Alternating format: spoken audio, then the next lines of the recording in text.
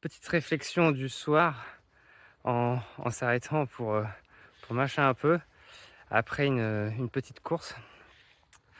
Je voudrais parler aujourd'hui d'une réflexion que j'ai eue, au sujet de la différence, en fait, que j'ai remarqué entre la plupart des médecins ou des coachs que la science dit de faire, alors que dans la réalité, il y a beaucoup d'exemples comme des champions, des personnes qui sont devenus très forts et qui ont fait les choses par eux-mêmes, qui n'ont pas écouté justement les conseils des coachs, des scientifiques, qui ont été explorer leurs capacités, ce qu'on était capable de faire.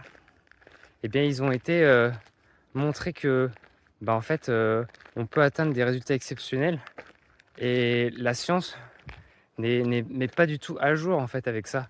En fait, pour vous donner un exemple, parce que c'est un peu flou ce que je dis, c'est voilà, dès qu'on fait un peu de course à pied, on va nous dire, on va dire voilà, pour que tu progresses, il faut que tu fasses du fractionné. Mais le fractionné à toutes les sauces. Tout le monde doit faire du fractionné pour progresser. Tout le monde doit faire du 30-30 pour progresser. Et là, par exemple, je vais vous citer l'exemple d'un coureur, Alexandre Boucher, qui s'appelle Casquette Verte. Lui, zéro fractionné, il fait aucune intensité à part enchaîner des côtes euh, à l'entraînement. Aucune intensité, aucun fractionné. Il fait que de l'endurance fondamentale. Et quels sont ses résultats? 18e de l'UTMB, top 10 à la Diagonale des Fous, et d'autres victoires comme la Lyon-Saint-Élion, l'Ultra 01. Donc, il est parmi les meilleurs ultra-trailers du monde, alors qu'il ne fait pas de fractionné. Voilà, un exemple. D'autres exemples sont aussi sur la chaîne Instagram, enfin sur le profil Instagram d'Inex Inex Training, que je vous mettrai juste en description, qui montre des exemples d'entraînement des professionnels de plusieurs disciplines, que ça peut être le football américain, la lutte, le cyclisme, ça peut être le foot, ça peut être le rugby. En fait, ils montrent les entraînements de ces professionnels ou même des basketteurs. Et on remarque que, en fait, ils ont certains ont des entraînements hyper atypiques et ils utilisent par exemple beaucoup les étirements pour devenir plus souple et plus mobile. Et ça, certains athlètes sont hyper impressionnants en termes d'étirement. Ils sont très très souples. Et ça, par exemple, la science n'est absolument pas fixée là-dessus, sur ces étirements. Si c'est une bonne chose ou une mauvaise chose, eh bien en fait, la science n'a pas la réponse. Tout ce qu'on voit est contradictoire. Un coup c'est bien, un coup c'est pas bien. Mais au final, les professionnels l'utilisent et ça marche. Donc, on peut regarder les professionnels, ce qu'ils utilisent, expérimenter par nous-mêmes, bien sûr. Et je citerai aussi l'exemple de David Goggins, qui est donc un motivateur en développement personnel. Il fait des pitchs et il a fait beaucoup de courses à pied. Il est passé par exemple d'obèse à pardon. Il est passé d'obèse à intégrer la Navy en quelques mois. Et il est devenu Navy SEAL, donc c'est-à-dire fait partie des unités spéciales de la marine américaine. Et donc ça, il l'a fait en quelques mois alors qu'il était obèse à la base.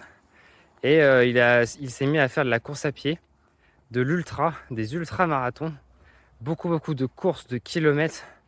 Il a enchaîné les kilomètres et les kilomètres, des milliers de kilomètres, quasiment 1000 par semaine, que ce soit en course à pied ou en vélo.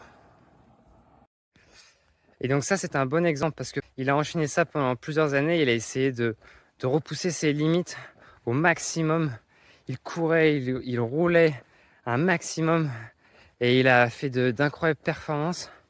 Et puis au bout de quelques années, il s'est retrouvé cloué au lit, à ne plus pouvoir bouger. Pourquoi? Il ne savait pas. Il a été voir tous les médecins lui ont donné des médicaments sans effet. Aucun n'avait la solution, la science n'avait pas la solution. Et en fait, il s'est rappelé une simple chose, c'est que lors de sa formation militaire, ils ont eu un cours sur les étirements et l'instructeur lui a dit, bah, toi, il va te falloir des centaines d'heures d'étirements pour garder de la mobilité sur ton corps. Et donc, c'est ce il a commencé à faire. Il a commencé à faire des étirements. C'était une souffrance pour lui parce il avait des douleurs partout. Et donc, malgré toute la souffrance qu'il endurait, il s'étirait. Il ne pouvait faire que ça. Il s'étirait. Et il a retrouvé toute sa mobilité au bout de plusieurs semaines. Et maintenant, il se fait des étirements chaque soir pour garder de sa mobilité et de l'élasticité musculaire. Et donc ça, c'est, je pense, l'un des plus gros exemples des bienfaits de l'étirement qu'on peut avoir. Parce que justement, en poussant son corps à l'extrême, comme il l'a fait, il s'est retrouvé cloué au lit, plus pouvoir bouger. Et c'est les étirements qui l'ont sauvé. Donc, à quel point les étirements sont importants, ça c'était un exemple.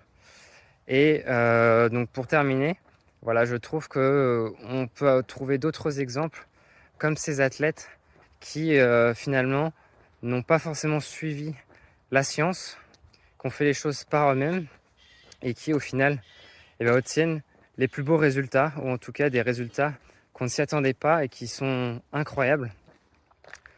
Donc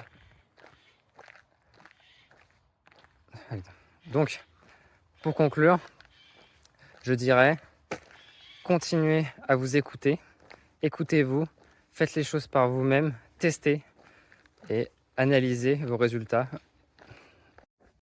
et visez la liberté. Ciao!